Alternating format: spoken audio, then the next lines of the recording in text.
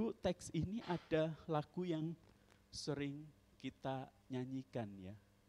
Jadikan kami satu seperti kerinduanmu, agar dunia tahu bukti nyata dari kasih-Mu.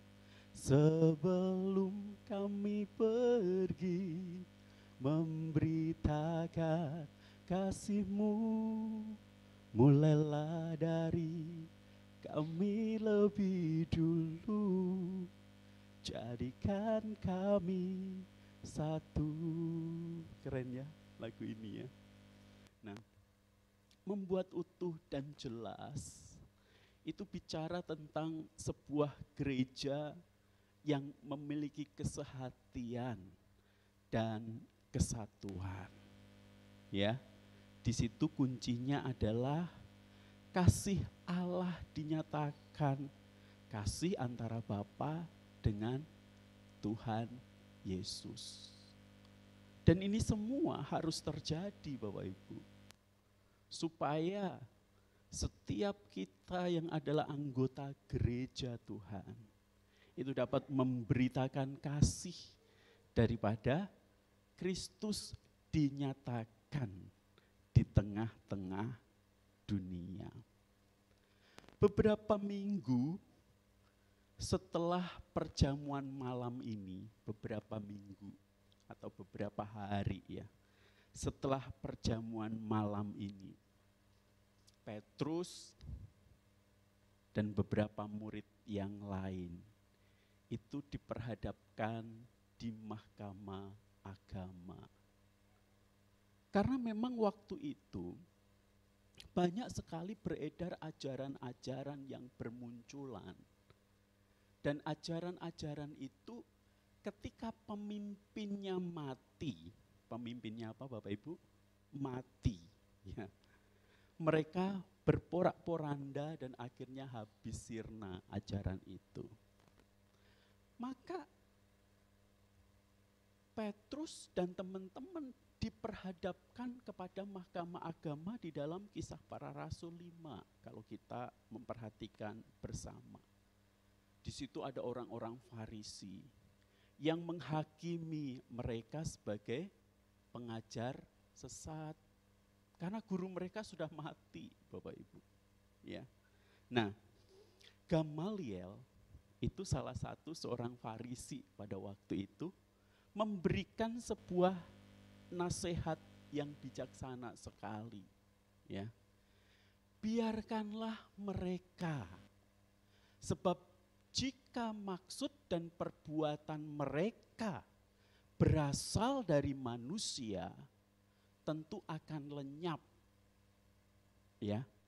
Karena banyak sekali ajaran-ajaran yang bermunculan dengan pemimpin spiritual yang ada pada waktu itu, Bapak Ibu.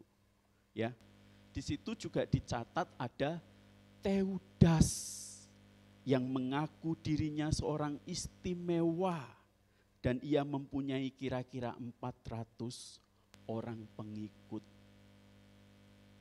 Tetapi ia dibunuh dan cerai-berailah seluruh pengikutnya dan lenyap. Ada juga disebutkan di Kisah Para Rasul itu, yaitu Yudas, seorang Galilea. Ia menyeret banyak orang dalam pemberontakannya, tetapi ia juga tewas dan dicerai-berai seluruh pengikutnya. Maka Gamaliel menyampaikan hal ini kepada orang-orang Farisi, pemuka agama, biarkanlah mereka. Sebab jika maksud dan perbuatan mereka berasal dari manusia, tentu akan lenyap. Tetapi kalau berasal dari Allah, kamu tidak akan dapat melenyapkan orang-orang ini. Mungkin ternyata juga nanti bahwa kamu melawan Tuhan atau melawan Allah.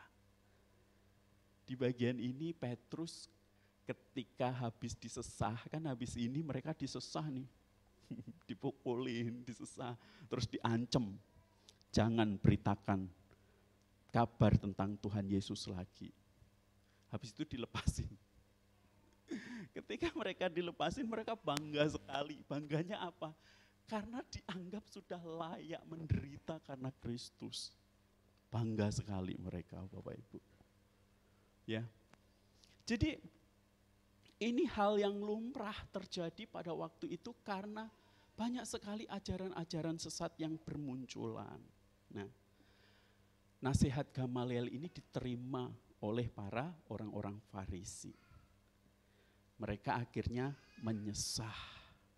Tetapi tahukah Bapak Ibu, kisah 2000 tahun yang lalu, kisah 2000 tahun yang lalu, para murid yang tercerai-berai itu, dan kemudian disatukan kembali di dalam apa?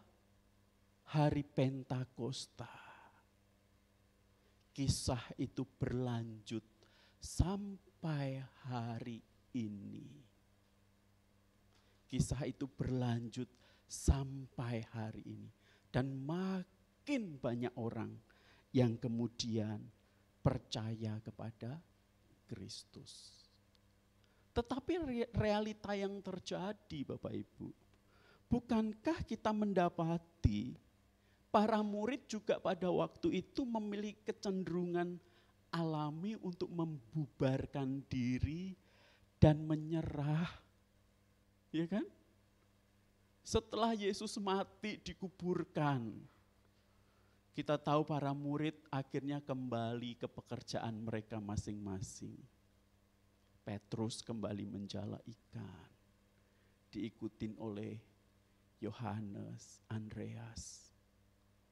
Jadi ada natur memang atau kecenderungan alami manusia itu membubarkan diri dan menyerah. Ya, mereka melarikan diri Bapak Ibu. Dan Tuhan kembali yang harus mengumpulkan mereka. Tidak jarang kita pun juga seperti itu, termasuk saya. Di dalam kondisi-kondisi yang sulit,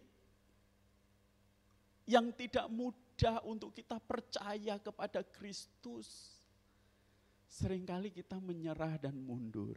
Sudahlah, menyerah saja, mundur saja. Tetapi hari ini kita akan diingatkan Bapak Ibu, gereja bertahan hingga hari ini bukan karena kekompakan, keharmonisan yang diusahakan oleh orang percaya, bukan. Bukan karena kita rajin pelayanan. Bukan karena kita melakukan ini dan itu, maka gereja berkembang Bapak Ibu. Tetapi ini menunjukkan bahwa ajaran rasul-rasul adalah ajaran Allah. Allah sendiri yang menyatakan pribadinya, mengajarkan firman-Nya kepada kita manusia. Sehingga sampai hari ini gereja tetap bertahan. Allah sendiri yang telah membangunnya menurut aturan dan ketetapannya. Sehingga gereja sampai hari ini tetap ada. Pertanyaan kemudian yang perlu kita tanyakan, Pak, kalau kemudian gereja itu berkembang karena Allah sendiri, berarti kita nggak perlu melakukan apapun dong. Berarti kita nggak perlu harmonis, nggak perlu kompak. Justru kebalikan Bapak Ibu. Kalau Allah yang menyatukan, bisakah kita menolak untuk kita tidak harmonis di dalam setiap konflik yang kita hadapi? Kalau Allah yang menyatakan dirinya di tengah-tengah kita, bisakah kita melawannya? Jawabannya tentu tidak bisa. Nah, maka dari itu kita lanjut ke pertanyaan berikutnya. Bagaimana seharusnya kita ini sebagai gereja hidup? Kalau kita tahu bahwa Tuhanlah yang membuat kita menjadi utuh, menjadi satu. Tuhanlah yang membuat kita menjadi jelas di dalam panggilan kita untuk menyatakan kasih-Nya kepada orang-orang yang ada di sekitar kita. Karena kasih itu bukan berasal dari diri kita, melainkan dari relasi antara Allah Bapa dengan Allah Anak yang sedemikian rupa terjalin dan itu ditunjukkan di dalam kehidupan kita. Dan itu juga yang Tuhan Yesus doakan. Keren ya. Tuhan Yesus sendiri yang mendoakan di dalam perikop yang kita baca, ya. Yesus berdoa agar orang percaya itu bersatu, Bapak Ibu. Agar kita ini bersatu. Coba toleh kiri kanannya. Katakan kita bersatu di dalam Kristus. Ya. Agar kita bersatu di dalam Kristus. Ya. Nah, Bapak Ibu, ia tidak hanya berdoa untuk rasul-rasul, Bapak Ibu. Tetapi di ayat yang ke-20, ia memperluas jangkauan doanya sehingga ia mendoakan semua orang percaya. Itu artinya kita juga merupakan bagian dari doa Tuhan Yesus. Kalau kita memperhatikan Yohanes 17 ini kan berisikan doa imam besar, seorang imam besar yaitu Tuhan Yesus sebelum ia ditangkap, Bapak Ibu. Doa ini terdiri dari 3 bagian, ya. Bagian pertama itu ayat 1 sampai ayat yang ke-5. Tuhan Yesus berdoa untuk dirinya sendiri. Bapa dan anak, relasi antara Tuhan Yesus dan Bapa. Di ayat 6 sampai 19, ia berdoa untuk para murid. Bapa, anak dan para murid. Berdoa supaya satu. Sama seperti Tuhan Yesus dan Bapa adalah satu, sekarang Tuhan Yesus dan para murid adalah satu di dalam kasih. Sedangkan di bagian yang ketiga, ayat 20 sampai 26 yang kita baca tadi, ia berdoa untuk orang-orang percaya oleh pemberitaan para murid. Para murid yang menceritakan kisah Tuhan Yesus kepada orang-orang. Nah, orang-orang yang mendapatkan cerita ini, yang kemudian percaya kepada Tuhan Yesus, merekalah yang didoakan oleh Tuhan Yesus. Ya, supaya mereka menjadi satu. Sama seperti Bapa dan Tuhan Yesus adalah satu. Ya, ini adalah hal yang sangat menarik sekali, Bapak Ibu. Ya, kesatuan orang percaya kepada Yesus Kristus harus terlihat oleh dunia yang belum diselamatkan. Maka kalau kita perhatikan, Bapak Ibu, di ayat yang ke-21, supaya mereka semua menjadi satu, sama seperti Engkau ya Bapa di dalam aku, dan aku di dalam Engkau, agar mereka juga di dalam kita, supaya dunia percaya bahwa Engkaulah yang telah mengutus aku. Kenapa kalimat ini terlontar? Kembali Bapak Ibu, konteks waktu itu ada banyak sekali pengajaran yang berasal dari manusia, yang akhirnya lenyap dan sirna. Tuhan Yesus pada bagian ini menekankan kembali bahwa ia berasal dari Allah. Sehingga kekristenan semakin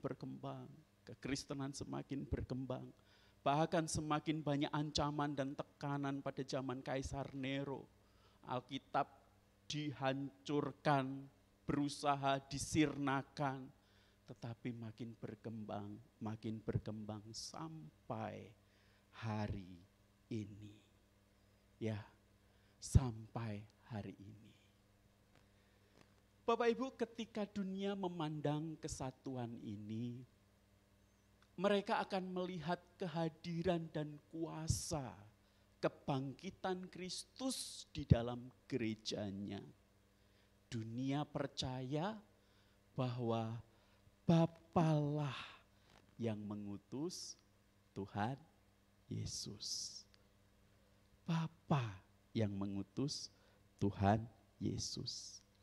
Ini hal yang sangat penting Bapak Ibu untuk mewujudkan sebuah keutuhan gereja. Doa yang diungkapkan Tuhan Yesus di dalam sebuah kesatuan gereja. Karena justru disitulah dunia akan melihat bahwa Tuhan Yesus itu diutus oleh siapa? Allah Bapa. Benar sekali. Ya. Jadi penting enggak kesatuan ini di dalam kehidupan kita berkomunitas gereja? Sangat penting. Itu representasi dari Kristus yang diutus oleh Allah. Bukan hanya doa supaya kita menjadi satu.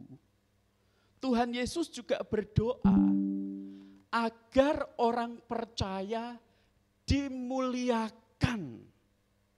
Orang percaya dimuliakan. Waduh, kalau mendengar kata dimuliakan kita semua pasti tahu ya, dimuliakan tuh kondisi kita yang wow, enak sekali hidup kita. Ya, enak sekali hidup kita mengalami kemuliaan begitu kan. Nah, tetapi perlu kita pahami konteks doa Tuhan Yesus yang berdoa agar orang percaya dimuliakan, itu di dalam konteks kemuliaan Bapa diberikan kepada anak, itu adalah kemuliaan kerendahan hati di dalam inkarnasinya.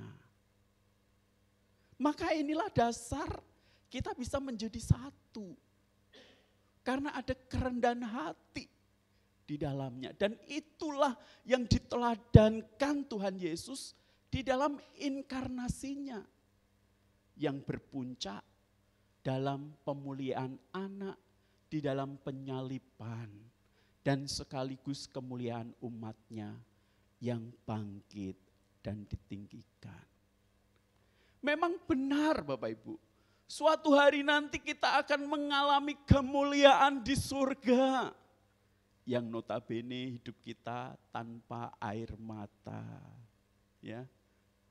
Yang ada sukacita. Yang ada bahagia, betul?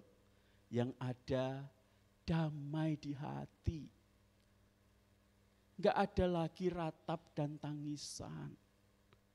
Enggak ada lagi hati yang hancur remuk. Karena disakiti, semuanya itu telah dipulihkan. Itu kemuliaan yang nanti akan kita terima begitu. Ya.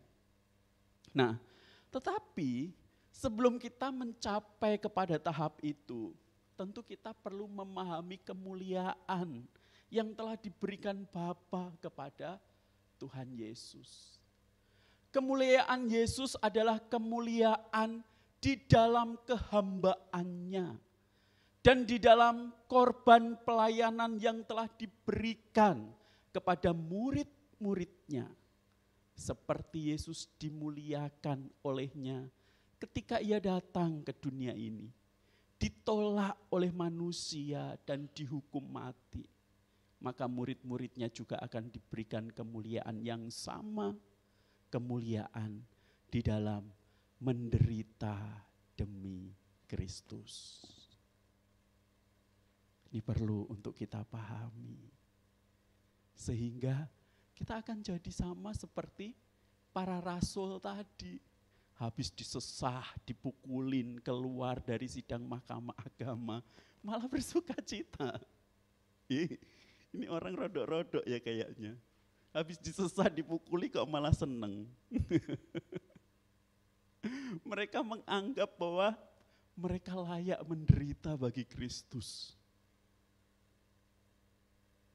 Orang yang seperti ini Bapak Ibu, tidak akan pernah bisa tanpa dia mengalami terlebih dahulu kasih Kristus yang begitu besar di dalam hidupnya.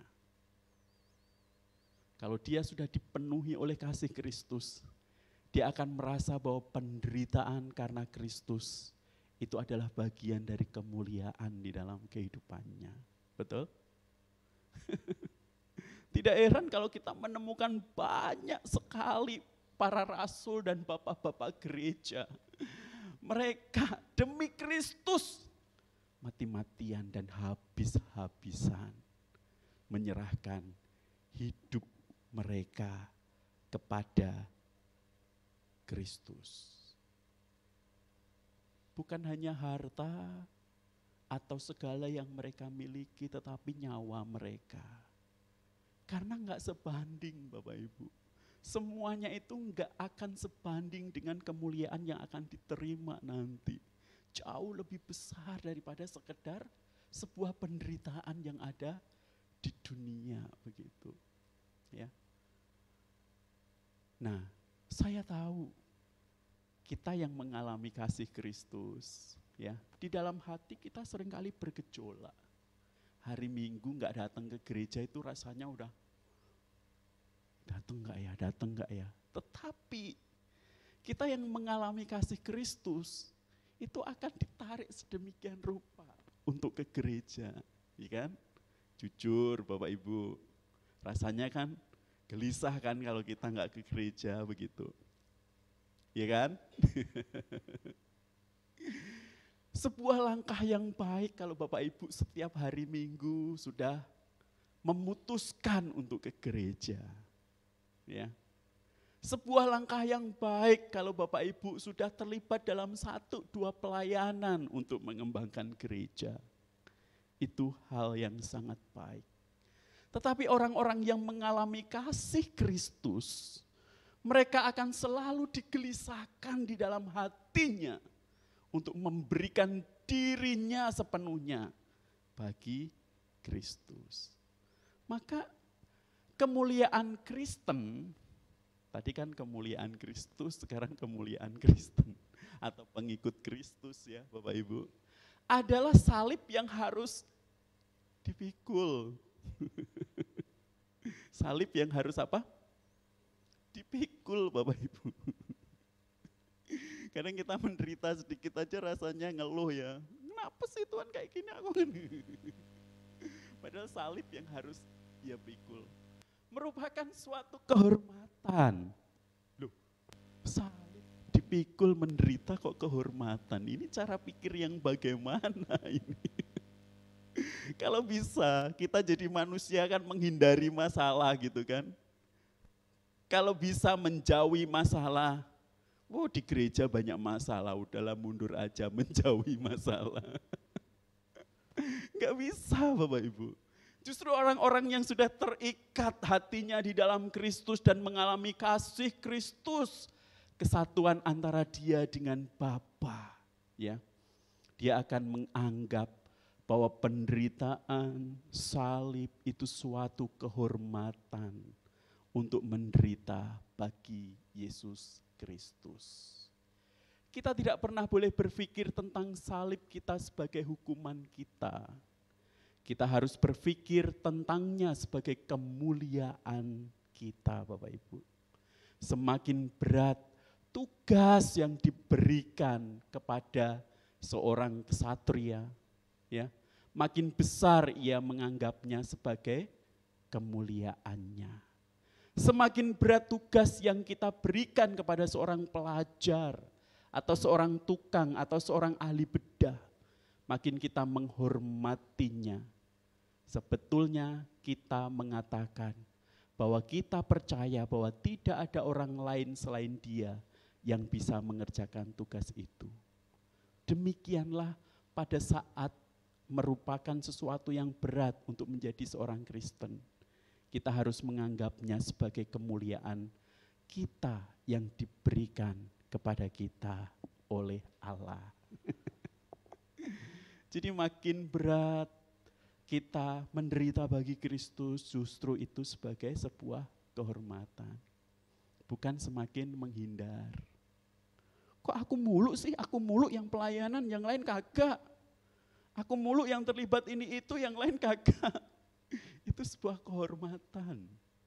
Ya, sebuah kehormatan untuk kita menderita bagi Kristus, Bapak Ibu. Ya.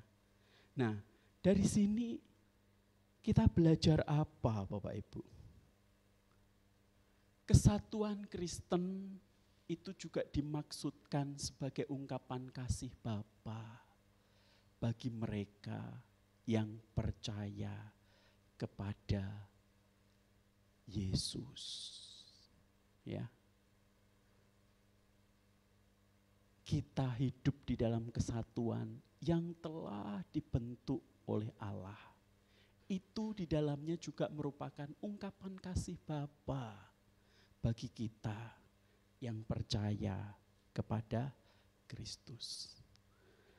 Saya ingin mengakhiri khotbah saya dengan sebuah cerita dari seorang bernama Wilfred Grenfell.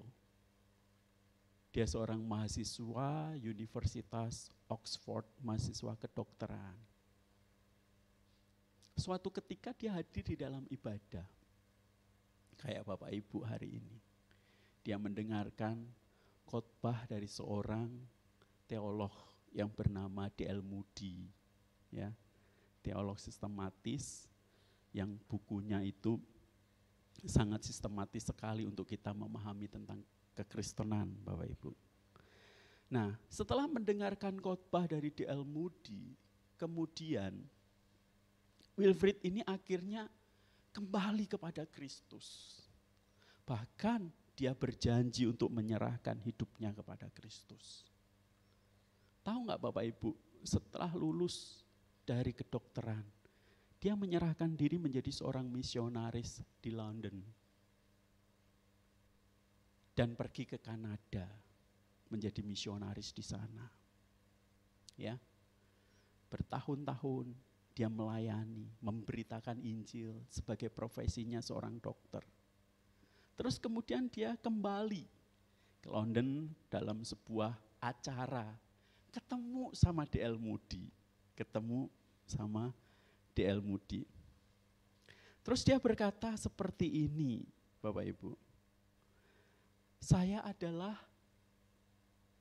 Wilfred yang pernah berjumpa dengan Pak Moody di dalam khotbah yang Bapak sampaikan. Saya akhirnya menyerahkan diri dan menjadi seorang misionaris setelah mendengarkan khotbah Bapak, katanya. Terus kemudian Moody bertanya kepada dia, apa yang kamu lakukan setelah kamu mendengarkan khotbah saya? Saya menjadi seorang misionaris. Apakah kamu menyesal menjadi seorang misionaris di sana? Dengan lantang dia berkata, tidak, saya tidak menyesal menjadi misionaris di Kanada. Menyesal hanya dilakukan oleh orang yang datang kepada Kristus meminta keselamatan, tetapi tidak melakukan apa-apa bagi dia. Itu yang ditandaskan oleh Wilfred. Sehingga setelah perjumpaannya dengan Yesus, dia ingin memberikan hidupnya sepenuhnya kepada Kristus. Bapak Ibu, kisah ini mengajar kita apa? Setiap orang yang pernah mengalami kasih Kristus, ya, yang percaya kepada Kristus, pasti tidak akan pernah bisa berdiam diri. Ya, tidak akan pernah bisa berdiam diri. Hatinya selalu digelisahkan untuk melakukan apa yang bisa saya lakukan untuk Tuhan. Ya. Maka di awal saya katakan memang keberadaan gereja bertahan sampai hari ini itu bukan karena kita, bukan. Bukan karena keharmonisan kita, kesatuan kita, bukan. Karena usaha kita, bukan. Tetapi justru orang-orang yang mengalami kasih Kristus, dia tidak akan pernah bisa tinggal diam. Dia terus digelisahkan untuk melakukan apapun yang dia bisa lakukan. Karena Yesus akan terus menarik mereka, menarik kita untuk hidup di dalam kesatuan, untuk hidup di dalam kasih itu. Supaya dunia makin melihat kita, ya, bahwa sesungguhnya Yesus diutus oleh Allah. Dunia makin melihat kita bahwa ada kasih Bapa, kasih anak, kasih daripada orang-orang percaya itu dinyatakan di situ. Maka dari itu Bapak Ibu, setiap kita yang sudah melakukan bagian kita, bersyukurlah. Dan terus kita lakukan apa yang bisa kita lakukan. Untuk kemudian menyatakan kasih Kristus itu dilihat oleh dunia yang ada di sekitar kita. Sehingga komunitas Kristen menjadi semakin utuh dan semakin jelas. Kita tahu peran dan tugas tanggung jawab kita yang telah Tuhan berikan kepada kita.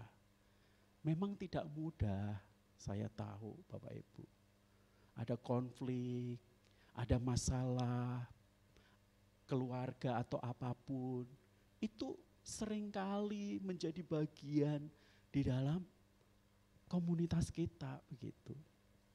Tetapi yakinlah bahwa itu semua adalah bagian dari kemuliaan dan kehormatan yang Allah berikan di dalam kehidupan kita. Mari kita tundukkan kepala.